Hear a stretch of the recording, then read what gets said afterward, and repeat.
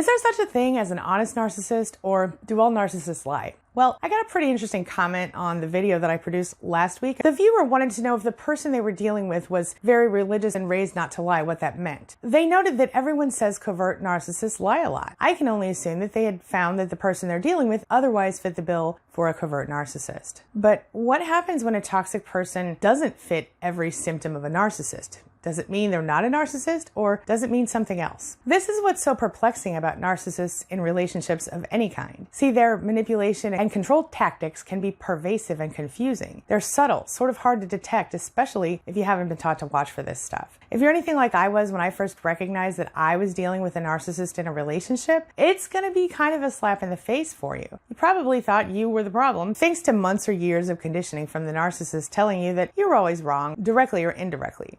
You might have had sort of a sneaking sensation that something was going on, that something just didn't seem right, but you were taught to believe the worst about yourself and taught to see the narcissist as nearly infallible. This is especially true if you've been raised by a toxic parent or otherwise closely influenced by a narcissist in childhood. Since narcissistic abuse can be so hard to detect from the inside, and since gaslighting, which is the narcissist's most often employed manipulation tactic, involves causing you to question your reality and even your own thoughts and perceptions, it makes total sense that you might miss it, and that you'd question yourself and the validity of the assessment that you made once you do figure it out. So this leaves us with a question that the viewer asked. Are they still a narcissist if they don't lie?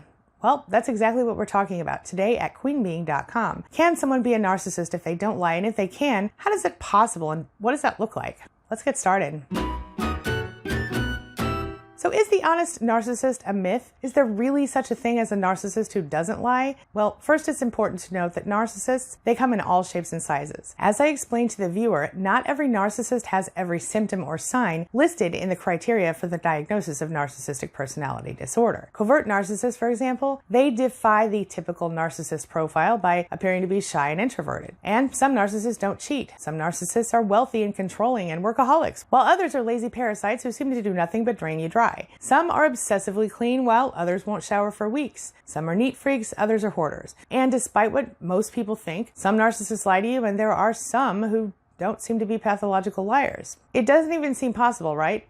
But very often, when you're dealing with an altruistic narcissist or a communal narcissist, they'll seem to be very ethical and morally bound. And this is especially true when they're using their religion as part of the plan to control you. But it doesn't always involve religion. Still, while these so-called upstanding citizens might seem to be above reproach, they still control, devalue, manipulate, and demoralize the people closest to them. They still seem to suck all the energy in the air out of every room, and they could still be called narcissists and abusers. And it's true that they may never outright lie to you. However, they do pull a little trick that might be considered dishonest or at least manipulative, sort of like finding their own little lie loopholes. So that's exactly how the narcissist uses honesty to control you. Some narcissists are going to tell you that they are the most honest person they know, and they really seem like they live up to that claim. You literally can't think of a single time they lied to you. You trust their word despite the way they otherwise treat you, and most likely you blame yourself for anything that goes wrong in that relationship. But while that might be technically true, there is something else going on here. They're still abusing you on so many levels. Rather than lying, they use a tactic that I like to call a manipulated shift in perception, where they heavily influence your thoughts and your feelings using manipulation and gaslighting. But how can they manipulate your perception without lying?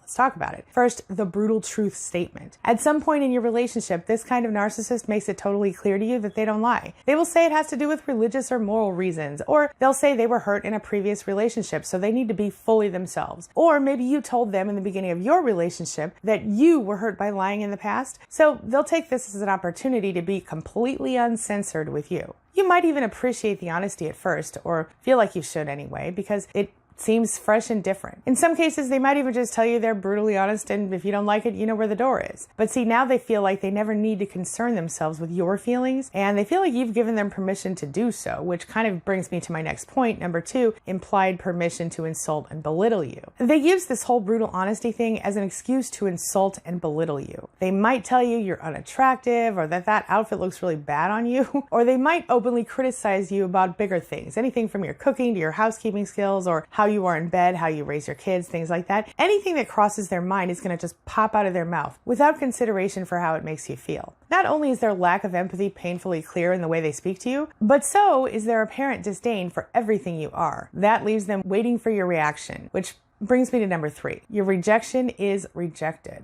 Yeah. This kind of disrespect and constant unfair criticism, it upsets you and it confuses you, as it would anyone. You confront the narcissist, or at least question them about what they've said to you, about the way they treat you. You're angry, or you're sad, or you're feeling otherwise negatively, and maybe you ask the narcissist, hey, can you just be nicer to me? You ask them, how would you feel if I spoke to you the way you speak to me? But rather than offer you any validation or reassurance of their love for you, they just laugh at you or scream in your face. They absolutely reject your reaction to their abuse. They say you don't have the right to be angry. You can't be sad. They say you asked for this kind of honesty and that you knew what they were like from day one. And that brings me to number 4, you're put in your place. The narcissist continues to minimize your feelings and treat you like you're unimportant, like you don't matter. They remind you that your feelings aren't valid and that you don't have the right to feel anything about this situation, because only the narcissist has feelings that matter. They imply that you're stupid for not being already aware of this little unwritten rule by now, and clearly, this leads me to my next point, number 5, they justify their behavior. Well, they'll say, you always say you don't want me to lie to you. You claim you want the truth, but obviously you're the liar here because you can't handle the truth. No matter how horribly they've treated you, they will never admit any wrongdoing or take any responsibility for hurting your feelings. Everything they've done up to this point, they'll swear, has been in the name of being honest with you and everyone else. They'll make it a moral thing. That brings me to number 6. Then they play on your fears to keep you in control, and this is where it gets really sticky. See, when you don't just agree that you're the total piece of poo that the narcissist wants you to believe that you are, they're really going to dig deep and begin to play on all of your biggest fears. And if you keep feeling upset or angry at them for being so rude and so disrespectful to you,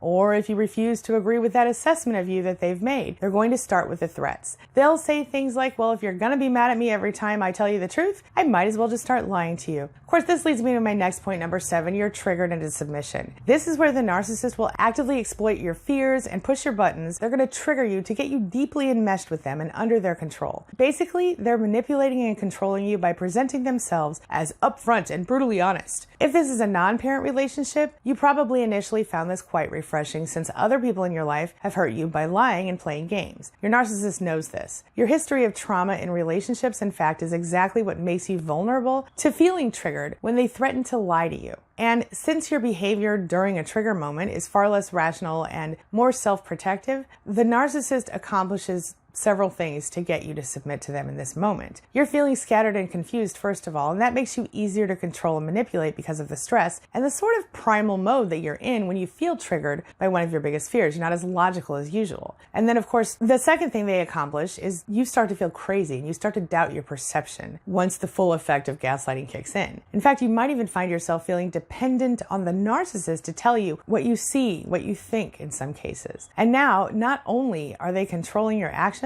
but also your thoughts and your feelings. Your fears are used to keep you in place. The narcissist has established that you can and will be moved by your fear of losing them or your fear of being alone. And if you're anything like I was, one of your biggest fears is being the last one to know that your relationship is over. You are afraid of being humiliated in a situation where you're the only one who doesn't know what's happening in your own relationship. You've been there. Well, another common fear that a lot of us have is that some toxic person in our lives was right and we actually are doomed to not being good enough or otherwise deficient forever. And then there's, of course, that most common human fear that we're all kind of embarrassed to talk about out loud, but we all have, the fear of having no one, the fear of abandonment. And then there's the trauma bond factor. You get deeper and deeper into that trauma bond as you go through this. You become enmeshed with the narcissist. They control you through the active infliction of their own perception. They teach you and make sure that you don't forget that their needs are always more important than your own. They make you feel like you're not even a real person and that your feelings, your thoughts, or ideas, they're not relevant or worth expressing, not to mention worth actually hearing or implementing. That, of course, prevents you from ever reaching your full potential as you lose yourself a little more each day. It changes you. Narcissistic abuse.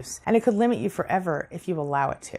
Now, if you'd like to learn more about how trauma bonding works and how to heal from it, definitely take a look at the playlist I'm going to leave for you in the description below, as well as in the pinned comment. This playlist is going to help you learn how to stand up for yourself and really begin the healing process, as well as educating you about trauma bonding and healing from narcissistic abuse. This brings me to the question of the day. And the question of the day is, have you ever met an honest narcissist? Could you relate to our discussion today and the type of manipulation that an honest narcissist might actually use against you? Have you ever experienced anything like this? Share your thoughts, share your ideas, share your experiences in the comment section below, and let's talk about it. If you have experienced this, please go ahead and leave a comment, because it might help another survivor learn that they're not alone in all of this, and it might help them heal just a little faster. As always, thank you so much for being a part of my day and a part of my life, and hey, thanks for letting me be a part of yours. It really does mean a lot to me. Now, before I go, make sure you take a look at the videos I'm going to leave for you right there and right there. And while we're here, hit the subscribe button right over there so we can stay connected and continue on this healing journey together. I'll see you soon.